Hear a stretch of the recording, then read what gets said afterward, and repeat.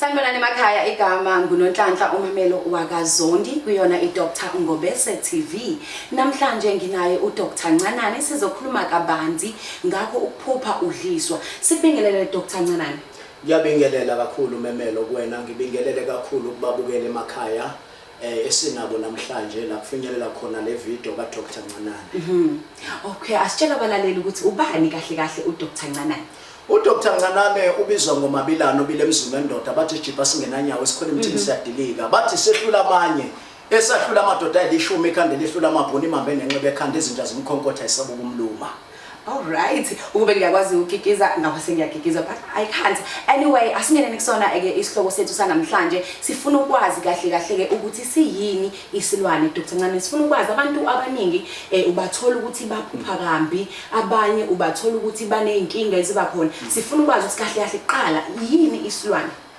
Uma ngabe sikhuluma ngesilwane Memelo kufanele lokusikubeke kakhulu kucace abantu babe nalo lonke ulwazi ukuthi mangabe kukhulunywa ngesilwane kusuke kukhulunywa ngani, isilwane siyinto enjani. So baningi abantu abaningi abahlushwa isilwane njengokuthi umuntu umethu uyazama omunye uyafesa uthola ukuthi umsebenzi akawutholi. Mangabe ubheka wena uthola ukuthi lo muntu mayeza kuwena njengomuntu osuke ugobela njengomuntu osuke umthandazo wenyanga uthola ukuthi lo muntu unenkinga yesilwane.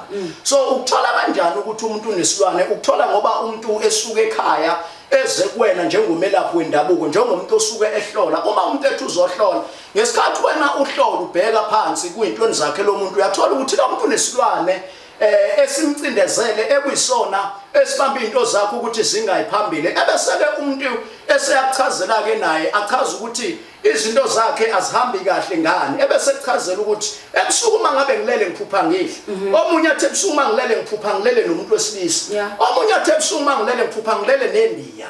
Omunye athi ebusuku mangabe ngilele ngiphupha ngiphethe umntwana, ungabe umntwana wendiya ngabe umntwana womuntu. Kukhona ukuthi umuntu uthola ukuthi uphupha uphethe ingane. Hayi ngoba mhlawumbe omunye esuke nesilwane, omunye usuke achithekelwe umntwana kwakhona imiscarriage umntwana wangaba khona.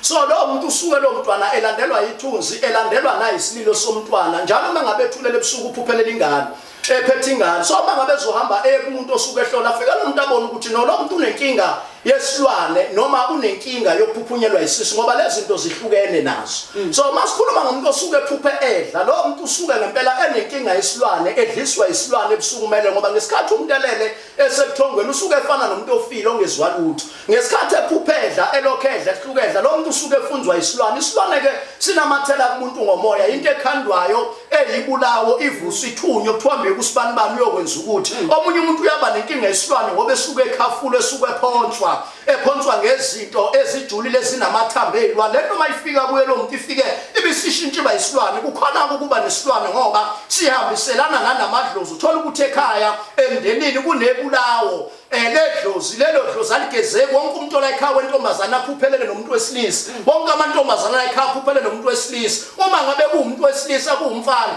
ephuphelele lentombazana. So lapho akusafanele ukuthi ke labo bantu bakusukumele kakhulu lokho kulomndeni bahambe babheke ukuthi kuba ngoyini ukuthi zonke ingane zala ekhaya mangabe zilele ziphupha zilele nabantu besilisa, mangabe kumfana ephuphelele nomuntu wesifazane. So isilwane ke leso esingasuki kalula kumuntu kodwa uwena nyanga ekufanele usebenze ngokunamandla ukuze umuntu akwazi ukuthi aphulukiswe noma asinde kulento esuku umthwalo phezulu kwento ngamahlobo abo. Ngoba abonye umuntu uthola ukuthi uma ezofika aye enyangeni noma aye egobela kumthandazi mawuthi uyamhlolela uthola ngempela ukuthi lo muntu unesilwane athi mayesekuhlambulukela akutshela ukuthi kade ngasangihamba kubantu kodwa ngisizakala bonke abantu bathi nginesilwane. So lokho kusuke kusele kumuntu osuke emsize osuke emlapha ukuthi umlapha endlelani ngoba isilwane kuyenzeka singasuki ngoba singasukile ngokuthini lo muntu osuke elapha umuntu usuke naye kukhona izinto angazenzile ngendlela efanele azenze ngayo. So isilwane sijulile ngempela ngoba umuntu umethweswe isilwane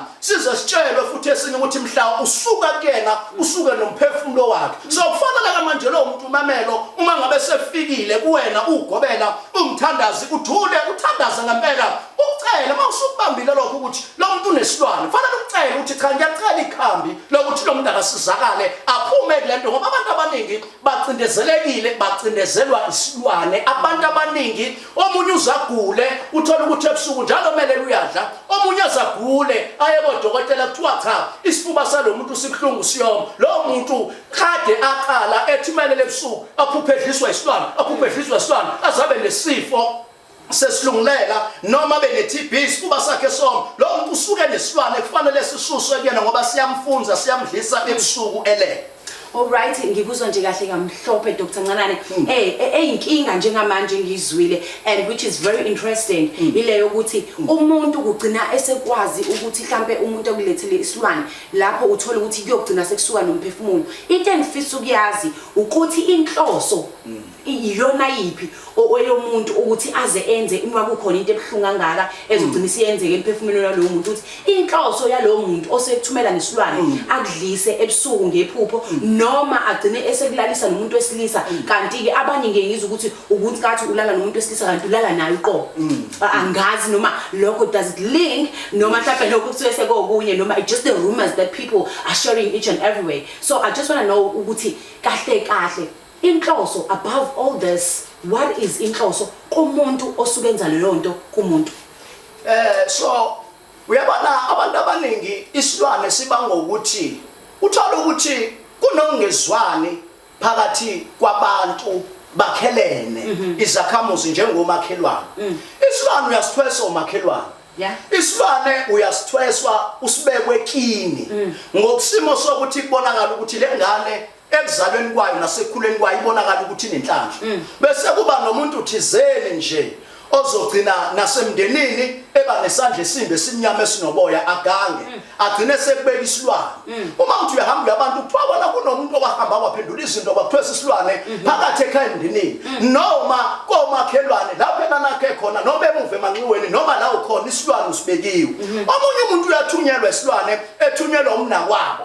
Uma kukhona umbango phakathi kwabo bobabili mhlambe bebangendoda mhlambe kukhona la ekungezwani khona kahle agcine lo munye sephuma ehambe enyangeni ifika inyanga imnikeza umuntu uthi lokho ngithumele ngesilwane isilwane masifika ke nasifike simcindezele isilwane siba isichitho siba ithunzi sibe ukufa nigcine ningesezwani nalowo muntu ngoba vele isilwane usifakwe umnakwenu ngesimanga sokuthi nibange indoda. So udokotela kuncane uyakwazi ukuthi adile nesimo esifana naleso phezulu kwempilo yomuntu sikwazi ukuthi lo nto sibheke ukuthi uma singayilungisa lonto singayilungisa kanjani uma ngabe sesitholile way forward sikwazi ukuthi umuntu simthathe siye naye la kufanele siye khona naye akwazi ukusizakala mamelo. So isilwane mamelo wenza umuntu osuke ngakuthanda umuntu osuke isitha umuntu osuke efuna into zakho zingayiphambili ziye phansi umuntu osuke vele enenhloso ukuthi impilo yakho edistra vele ngoba mawunesilwane usukufana nomuntu ofile kodwa ubuphile ngoba awuyi phambili. Isilwane silala nawe isilwane siyakudlisa isilwane siyakuthwebula isilwane siyakufaka engozini isilwane siyithunzi elimbe limnyama phezulu kwempilo yomuntu.